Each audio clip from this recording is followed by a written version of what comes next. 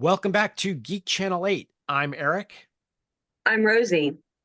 And I'm Johanna. And this week we are talking Nosferatu, a symphony of horror from 1922. But first, before we get into that, what has been going on in your world, Johanna? So my dad has one of those Regal Cinemas passes that allows him to see a movie every day. And so for the first time ever, he's going to see all of the Best Picture nominees. And he really wants to talk to me about them. So I'm desperately trying to catch up. And I saw Poor Things yesterday, Yorgos Lanthimos's new film starring Emma Stone and Willem Dafoe and Mark Ruffalo. It's a take on Frankenstein. So figured it would be of interest to our listeners. And it's a really fun twist on it with buckets and buckets of great sex for Emma Stone. And yeah, and really, genuinely taking the feminist themes of the original Frankenstein story and taking them in a modern direction.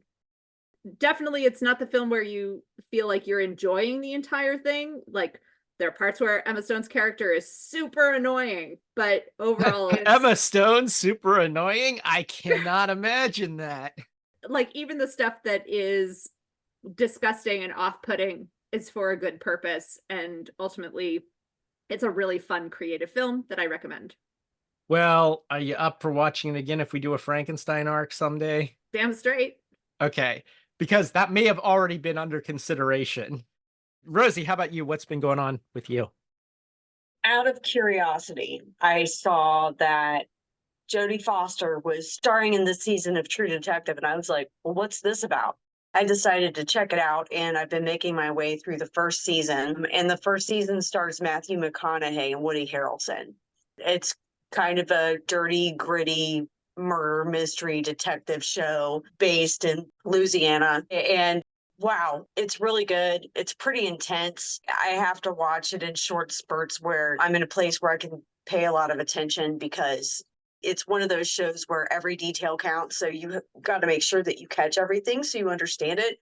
I even had to go back and rewatch episodes to make sure I understood what was going on. But wow, it's really good. Highly recommend. Yeah, first season is excellent. I confess that when I heard the reviews weren't great of the subsequent seasons, I took a break, but I have started watching the Jodie Foster season also. And yeah, I'm so psyched to hear what you think, because season 1 is some of the best television out there, I think. So I hope you enjoy it. I don't know what it is about HBO that has such an obsession with Louisiana and Texas, but True Blood, which I would love to address someday, because I actually read the whole Charlaine Harris series. It's one of the only book series I actually made it all the way through, because I'm not a reader. I love to read, don't get me wrong, but I'm not a reader. I don't take the time to read. I'm way too busy for my own good. So to sit down and read a book is just unfathomable to me, because the kind of job I have, I can't do it either. But I read that whole series when my kids were growing up. And when that show came out, of course I had to watch it. I still have the cover of Entertainment Weekly from when the show first came out. But that was also based in Louisiana, right around Shreveport, things like that. It had the mystique that comes along with Louisiana, associated with, the Creole and Cajun culture down there. Gotta love some Southern Gothic. Definitely. Vampires are due a revisit on this podcast at some point in the future. Dracula deserved his own arc on our show, but there are a ton of really good vampire films without Dracula and TV shows, and True Blood is one of them. So it's in our ever increasing bag of, we'd like to get to that sometime. But before we can do that, let's go back to really one of the first, if not the first, vampire on film, Nosferatu from 1922. What was life like in 1922? It was a very interesting year in history. It was the year that the USSR formed. It was the year that the Lincoln Memorial was dedicated by the one and only William Howard Taft, who was a former president and justice on the U.S. Supreme Court. Ireland's Civil War began. It began in June and lasted 11 months. Reader's Digest was created by DeWitt and Lila Wallace. Now it's being published in 15 languages and available all around the world. So really grew from that. The BBC was formed that year. So first it was originally privately owned by Marconi Radio Communications Company to broadcast experimental radio. It was shut down in 1927 and then started back up by a royal charter to create a non-commercial entity that they now call the BBC. Their first broadcast was a rugby game, England versus Wales. Also, that was the year that insulin was created and successfully used in Canada. Those are some key things that happened in 1922. So it was actually kind of a pivotal year. Okay, this is one of, if not the most complicated films in terms of its history. Before Johanna goes into the production notes, we've probably all watched different versions of this. I thought this was going to be the easiest thing to find because it's in the public domain. Turns out it's only been in the public domain since 2019, although it was previously in the public domain. It's very complicated. The long and short of it is finding it on streaming is next to impossible in an uncut, original tinted style, which is, I went into a whole rant about color last time, and I'm going to go into it about it this time too. There are just dozens and dozens of bad versions of this film out there. The best versions generally people agree on are the Brits, the BFI version, and Eureka's Masters of Cinema version. So I don't know what versions you guys saw, but being quote unquote in the public domain, this turned out to be one of the hardest films for me to track down. I went through hell. I even tried using a proxy server to log in through London to watch it on a British streaming service. So that's how hard I looked. First, let's talk about the production notes. Johanna? So what I was interested to discover, because I've seen this film maybe 6 or 7 times, and I definitely remember seeing versions that were not color tinted. And the first time I saw it color tinted, I was like, whoa, you know, the Criterion Collection has taken some liberties. But I was surprised to learn in my research that the color tinting was original to the film, and it was designed to indicate when it was day and night. So things that are just like regular black and white are generally just like regular daytime, and there's not very much of that. And then blue-green is nighttime, and the pinks and the yellows are like dawn and dusk. So when I learned that, it gave me a whole new appreciation for what was going on, because of course it would have been extremely difficult to film at night in 1922. So I thought that was a really great creative solution to the problem. Yeah, I just want to chime in on that real quick. Using the blue tint day for night shooting is something that I hadn't seen previously. I'd only seen this film in black and white, and it does make all the difference in the world. And it's ironic because the first film I ever made, I did not have the ability to shoot at night, and I shot during the day, tinted it blue, reduced the contrast. This was one of the things that I independently discovered on my own. I think it's just something that filmmakers are like, how can I fix this? You know? And Murnau was ingenious. This movie holds up 100 years later, but I get ahead of ourselves. So the studio behind Nosferatu, Prana Film, you probably haven't heard of because this was their one and only movie.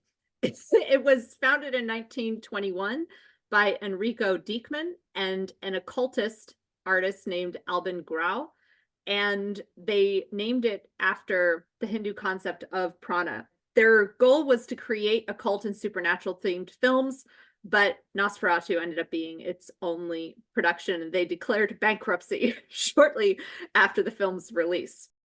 A lot of the names, in fact, all the names have been changed in the film, and there was some speculation that this was because they were hoping to avoid copyright infringement, but actually, the names were changed in order to make it feel more accessible to German viewers. They ended up in copyright entanglement anyway. And in some of the original intertitles, they directly attributed Stoker's Dracula as the source. So as a result of this entanglement, Florence, Bram Stoker's widow, did not like the fact that she wasn't getting a cut of the profits, and most of the copies of the film were destroyed at the time, but a few survived, the film being a remarkable specimen of cinema, continued to be shown underground for a long time before it was finally restored in the 1970s, I think. One of the things I spent a lot of time looking into was that given that this released in 1922, between the end of World War I and the rise of Nazism in Germany, I was very interested in how this film was received and whether it was intended as anti-Semitic propaganda or whether it just seems that way from a modern lens because of the intense makeup that Shrek is wearing as Nosferatu. It turns out that even though there's quite a lot of anti-Semitism in the original novel, there aren't really any Jewish characters. There's like 2 characters who are briefly mentioned. So it's a little muddy about whether the source material intends for Dracula to be coded as Jewish or not. Consequently, it's unclear if this version also intends for Count Orlok to be coded as Jewish or not. The screenwriter, whose name was Henrik Galen, was actually Jewish. I was surprised to learn. And there were 10 or so actors in the film who are also Jewish. Most notably, the guy who plays the Renfield character, who in this version is named Knock, was one of the most lauded actors in Berlin at the time. His name was Alexander Granach. So it's kind of interesting because one of the impacts that this film had was Nazis seized upon it pretty eagerly as a metaphor to use, and Hitler used vampires as a metaphor several times in Mein Kampf. And there were multiple future Nazis who were at the premiere of this film in 1922. So it has sort of a complicated legacy. But from my research, it seems that Murnau himself was probably not anti-Semitic. Supposedly, the love of his life was the son of a Jewish banker or merchant. So it's unlikely that Murnau or Shrek or any of the other non-Jewish creatives involved were anti-Semitic themselves. And of course, to have the writer Jewish as well, it seems like the film may have been designed to be a critique of anti-Semitism that was mishandled and misinterpreted by particular audiences at the time.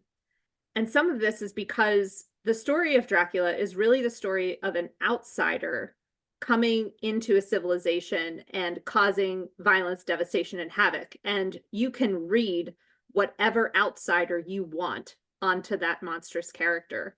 So depending on your interpretation, some critics have seen Nosferatu as actually a stand-in for Hitler, as a sign of anti-Semitism and violence coming into their more or less orderly society and causing this devastation. And then other critics see Nosferatu as coded as Jewish, and that the film is all about the fear of the Eastern European Jew coming towards Western culture. So it's really interesting that the film can be read in both ways.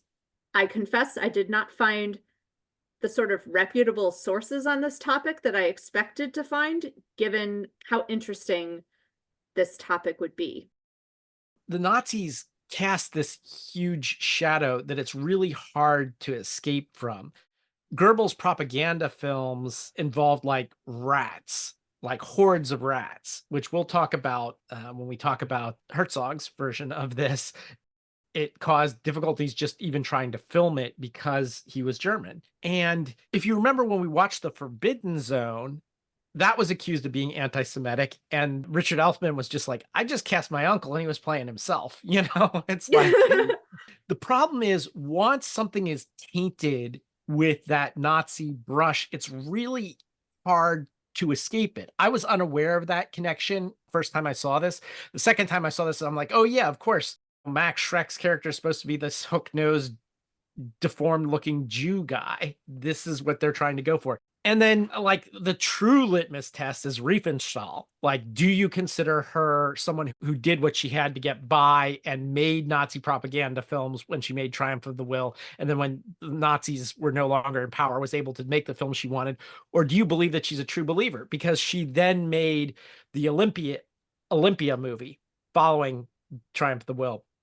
It's a sports movie. Okay, so we can get away from like the Nazis, but everybody saw it and it's like about the Ubermensch, and it's like about these athletes are the best in the world and all of that. And so even up to the time of her death in this century, early 2000s, she finally tried to get away from it by making nature documentaries, like Impressions Underwater, which is like about sharks and stuff like that. But when you watch it, it's like there are still people that say, see, it's about Darwinism and, these species and, all that. So it's like she could never get away from that. And maybe she shouldn't be allowed to get away from that. She was clearly a collaborator. So I don't know. I really don't know when it comes to a film like this. It is going to be impossible to untangle, and it's going to be there forever. It's going to be tarred with that. Well, I think what I want to emphasize is this film was definitely made before Nazis were a major force. So, like, I wouldn't consider this as something that was part of Murnau's creative intent so much as there's stuff in there that clearly resonated with this group of people. And it's interesting to look at the film, I mean, especially with the rise of anti-Semitism again today, and think about how major artistic forces in our culture, which maybe don't start as having this reading, can be co-opted by people. It's also interesting looking at the film in an artistic way and comparing it to some of the Nazi propaganda films of the time, which tend to glorify death and, and be about sort of the force of a person's will being able to dominate, and that romanticism about death is something that is part of the Dracula story. It's part of the vampire lore, and this kind of push-pull of like wanting to die and being unable to die, and sort of this like quasi longing for death, and then also the terror of death on the part of the quote-unquote innocent characters, that a lot of that also got drawn into Nazi propaganda. And so it's interesting seeing how this film might have been influential on those later artworks and messaging, even though it might not have been designed that way in 1922. And I want to clarify that I am well aware that this came out long before the Nazis. Yes. However, Nazis did not invent anti-Semitism, and no, and neither did Bram Stoker. I mean, the blood libel stuff like goes back to the Middle Ages, if not earlier. All right, let's chill out and have a beverage here. Yes, yeah, I think we all need to simmer down. I never drink. Why? This segment is going to be, for at least the rest of our Dracula arc, now known as I Never Drink Wine. So in this sequence of films, I was going to do wine pairings from the point of view of a person who knows nothing about wine. Perfect. So that's why it's and called here I Never Drink talked you Wine. up to my kids. I was like, he knows more about wine than me, so we're gonna switch. Like, it's fine. No, it's because I don't know anything about wine. So whenever I was looking for drinks from Germany in 1922, beer kept coming up, particularly one beverage. Finally, after trying forever to find what Germans were drinking in 1922, I finally decided that the very first segment of I Never Drink Wine is going to be because we're not actually drinking wine, we're drinking beer. In particular, the drink, the Radler, came up a lot. Nice. Because according to legend, it was invented in 1922 and was all the rage in Germany in 1922, the year that this film came out. So Radler actually is short for Radlermaß, which is cycle leader. And allegedly it was, and I say allegedly because there's actually evidence that this might not be true, but we're dealing with legends and mythology here. Franz Kugler, in the town of Deisenhofen outside of Munich, there was apparently a cycling boom in the 20s, the roaring 20s. My source for all this is Wikipedia, as usual. uh, there's a lot of different legends around Kugler and the Rattler, but one of the things was that there was a bicycle trail that went by his establishment. Some say that he actually made the bike path so it would come straight to his drinking establishment. Whatever the case is, Radler means cyclist in German, and it's a combination of beer and some sort of soft drink like limoncello or it's essentially a shandy. It's a type of shandy. If you go to Wikipedia looking for Radler, it will redirect you to shandy. So lemonade, whatever, usually some sort of citrus, either citrus beverage or a citrus soda. There are references to it going back to 1912. So that's how we think that this might be all legend that Kugler came up with or something. And it's also consumed in other countries. It's consumed in Bavaria, Austria, Czechia, Hungary, Italy, Slovakia, Slovenia, Poland, Serbia, Croatia, the Netherlands, Portugal, Norway, Bulgaria, the United States, Canada, and Romania. So in Germany, it's usually half and half mix of Pilsner and soft drink. The legend here is that, and the number of cyclists varies, but the one I see most frequently cited is 13,000 cyclists showed up at once on a mass biking thing to Kugler's Inn, which still exists, by the way. And he ran out of beer or was running out of beer. So he went down to the cellar and he found this lemon soda that nobody was drinking. So he started mixing it 50-50. Supposedly he marketed it as, it was safer for the bikers too, because it was less alcohol. Whatever the case is. Tastes great, less filling.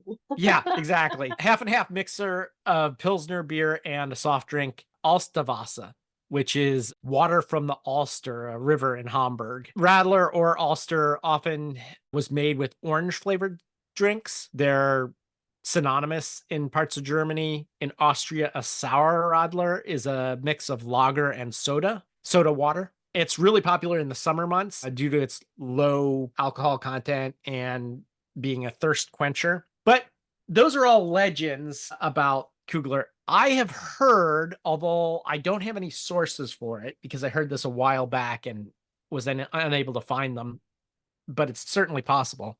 Another possible explanation here is that there was rampant hyperinflation in post-World War I Germany.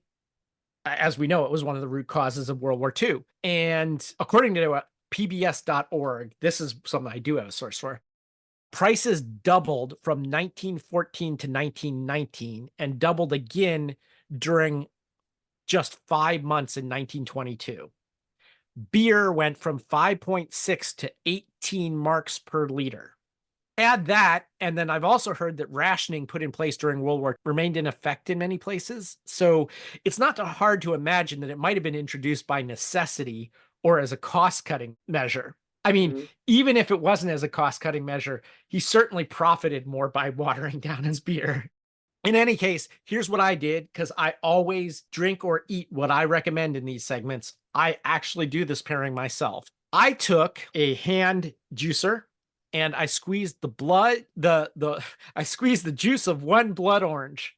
See, I'm on to you, Eric. I was worried about this. I never drink wine. Where this is gonna see go. what you did there. Yeah, you see what I did there? I used a blood orange. I squeezed the juice of one blood orange into a glass, and then I topped it up with beer. I used Peak Organic Super Light Lager, which is sort of equivalent. They say a light Pilsner or lager is what this was often mixed with. It was delicious, and it was this great red color, so it was perfect for this episode. So that is my recommendation for a pairing with Nosferatu, a Symphony of Horror, a Rattler, preferably one made with a blood orange. Very nice. You guys ready to jump into talking about this film? You betcha. Let's do it. So this takes place in Weisborg, and instead of Harker, he's known as Hutter, right? He gets sent to Transylvania by his real estate employer to visit Count Orlok. I'm not going to go too deep in this because the plot is exactly the same as all these other Dracula films. Eventually, he gets to the castle, and of course, he's told the servants are gone for the evening and all of that. Cuts himself, and Orlok tries to suck the blood, and he yanks his hand back, that kind of thing. All of the usual things he learns about Mina, which is not Mina in this one, it is Ellen. Yes. And basically the same thing happens here. Like he's forced to spend the night in the castle, and we don't have the brides in this version. That's one major difference, but he's basically stuck there, locked in, which was kind of weird because he was able to freely roam only moments ago. So I think there might be some missing scenes here. Oh, this film is not 100% restored. Probably should have mentioned that. There still may be missing scenes. We're not sure. But then he was locked in his room in the next scene. So I suspect we're missing a scene there. Orlok hauls a bunch of coffins onto a carriage and takes off. I don't know why it struck me so funny, but I thought it was funny that Nosferatu was loading up the back of the carriage with all of these coffins, and then he puts his on the very top and gets inside. It was just like who was driving. Part of what makes that scene funny, I think, is we don't have it in the right frame rate. I should mention that 90% of you will see this. Since we mostly have an American audience, most of you guys are going to see a version of the Criterion version of this, I think, which is really messed up. It's considered one of the worst versions of this film because they dropped a ton of frames from it. And it is missing like a third of the film or something like that. So while they thought they were making this great restoration, it is widely considered to be worse than some of the public domain versions out there. I kind of like the creative flourishes they took with the intertitles, though. I wish we could have the redacted, unspecialized version of the original Star Wars where they like kept the good stuff and removed all the dewbacks and Jabba the Hutt and whatnot. Like, I kind of wish that there were a version of this where we got the new intertitles, but with the old film. Right. Mm-hmm. Yeah. Yeah, that would be pretty cool. Yeah, there are a bunch of different versions of this. I should mention that, like, I looked at a whole bunch while I was trying to figure out which one to watch, and I came across the one that was put out by Cleopatra Records, which is the goth label that had basically all of their goth bands on it. And I thought about watching that one since I couldn't find one with the original Erdmann score. But I did finally find one with the Erdmann score, which I think is the best score for this film.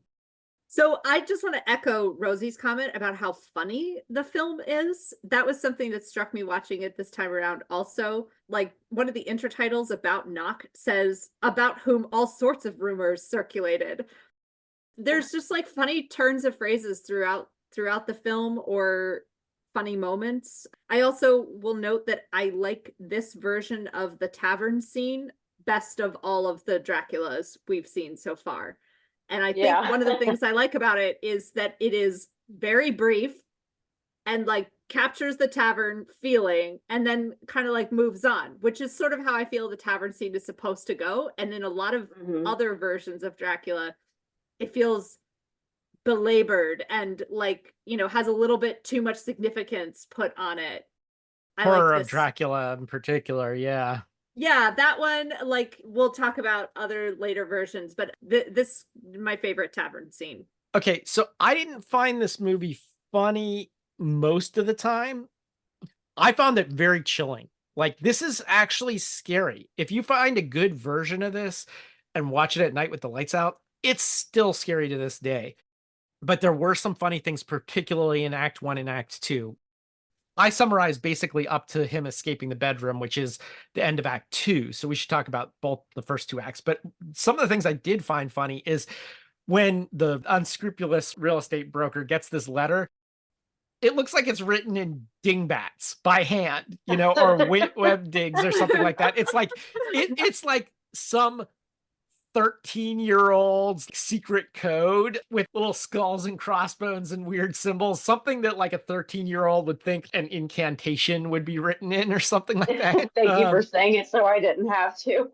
I don't know if you guys noticed that, but I'm like, we could have gotten something written in Romanian and showed it on screen, or we can just like draw a bunch of weird characters on a piece of parchment and say that this is how he deciphered it. I have no idea. But Nosferatu language. then there's a line where he says about 15 minutes into the film where they're like, the werewolf roams the woods.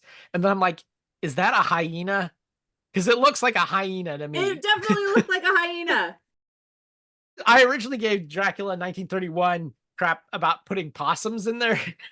But clearly there is a tradition of putting weird animals into these things, because I swear to God, it was a hyena, not a werewolf. Yeah, it definitely wasn't what I expected. But this was a closer adaptation of Dracula than what I had remembered it. Another little weird thing when it comes to props is what was with that pipe that the ship owner smoked? Did you guys see that?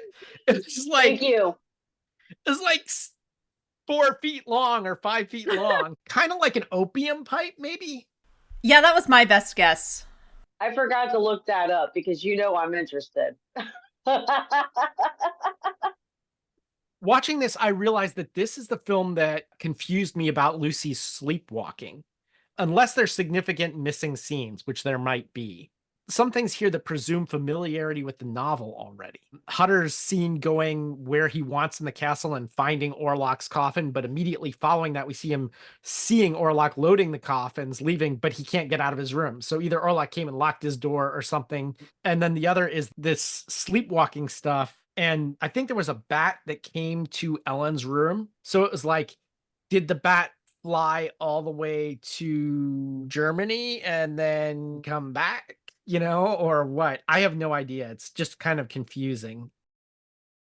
One of the things I want to bring out about this version that's different from the other Draculas, in one of the intertitles, it notes that the dirt that Dracula is traveling in is cursed dirt from fields of the Black Death.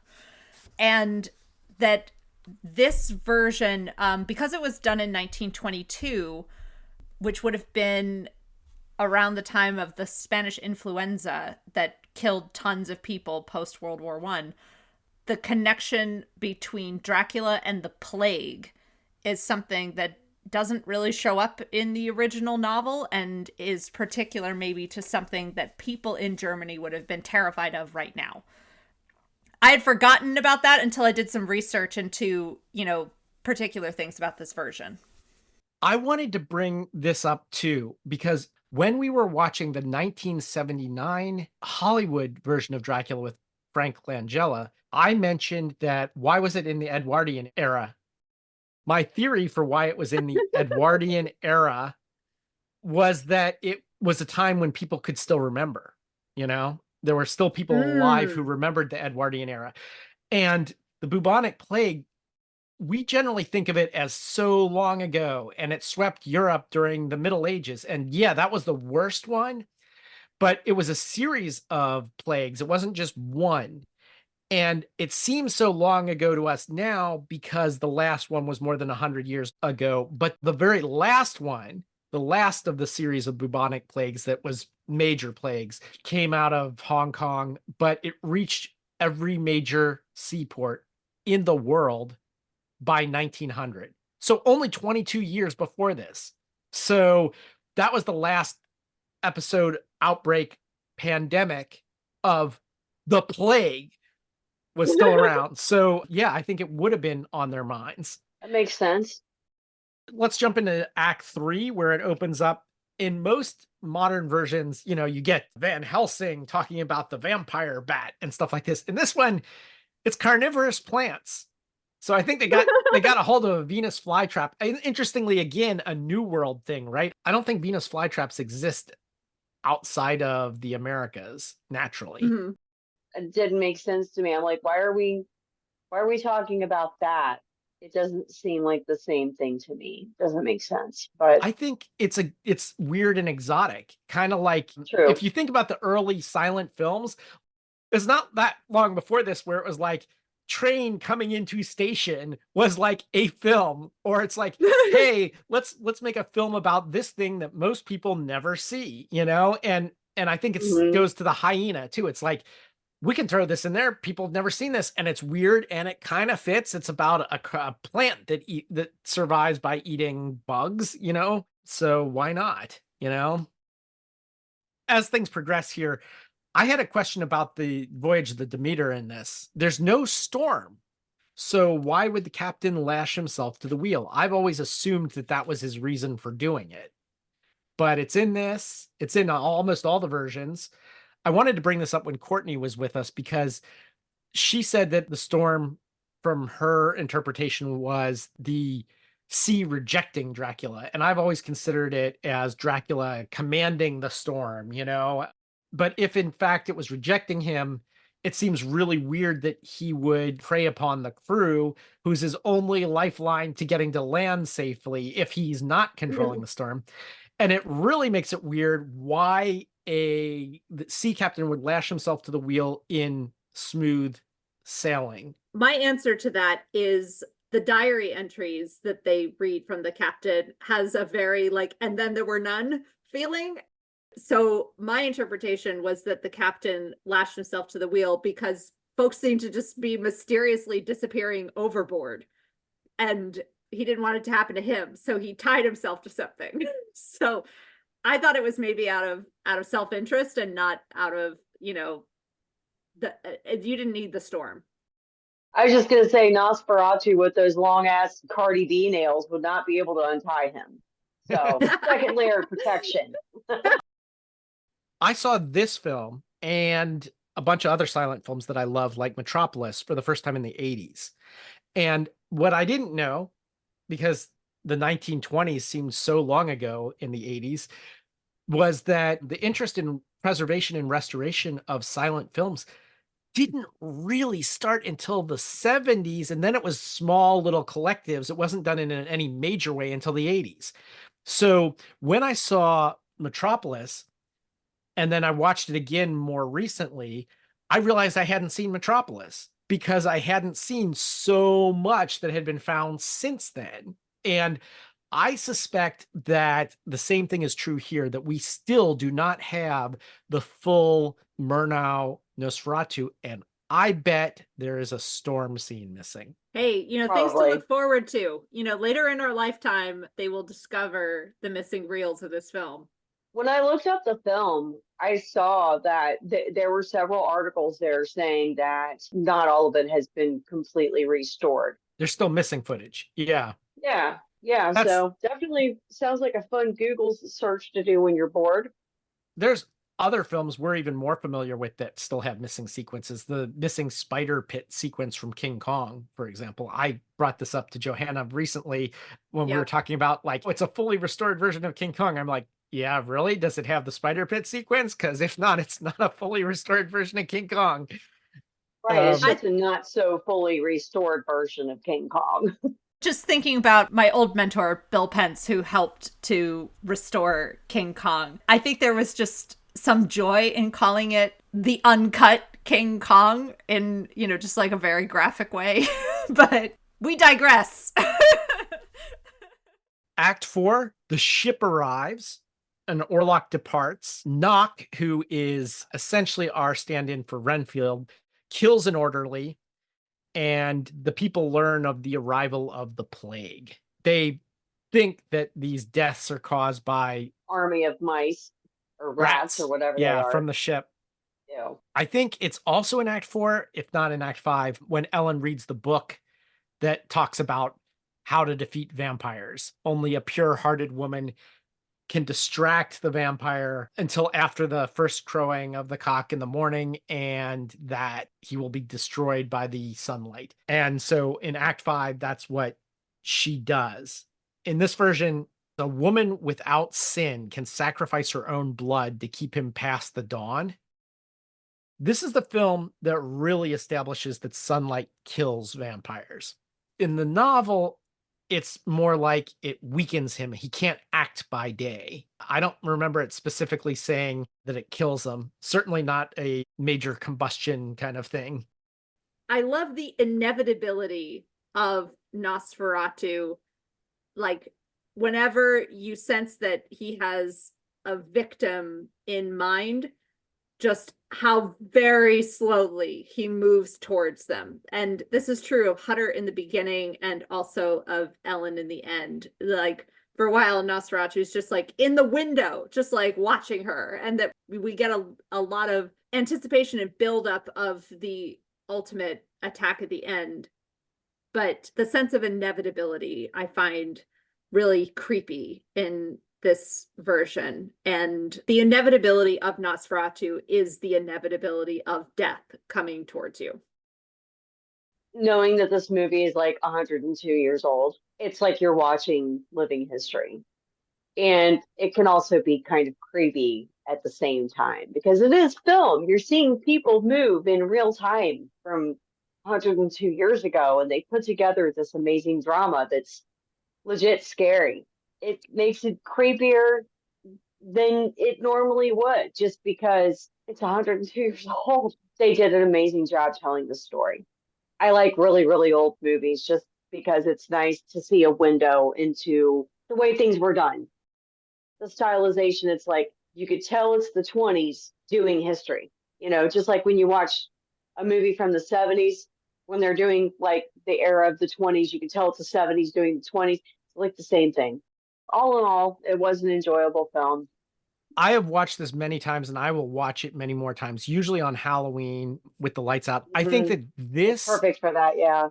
we didn't talk about German Expressionism, but this and the Cabinet of Dr. Caligari, those two, their visual look is impressive. And this is definitely a moment in time. I keep saying it holds up really well because it really does. The imagery is super creepy.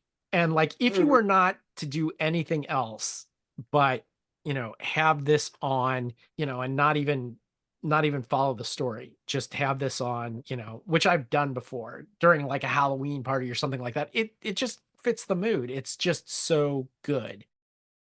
Even separate from considering this as a Dracula adaptation, separate from considering it as a horror film, it is just such a beautiful example of early cinema, and it's clear how influential it was on cinema to come. Just the way the shots are composed, the pacing of it. It's a beautifully made film. It turned 100 a couple of years ago, and we can expect it to still be relevant to people who love cinema for, maybe another 100 years.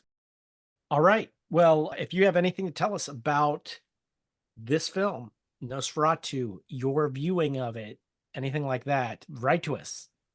It's GC8 podcast, letter G, letter C, number 8 podcast at gmail.com, and spread the word about the podcast if you like it. The best thing you can do to help us out is just tell somebody about it. Last year, I asked you to tell one other person. This year, I'm going to ask you to tell 2 other people. Just tell 2 people this year.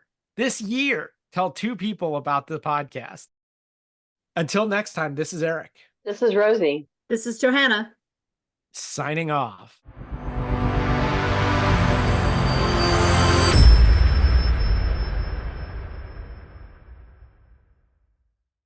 I absolutely love the scene where Ellen is at her nightstand getting ready for bed, and you see the door open and the shadow behind her, no reflection in the mirror, and the shadow just getting closer and closer. Oh no, I'm thinking about the other film. Fuck! All right, cut this out. Ah! Okay, sorry. I was gonna make the same point though.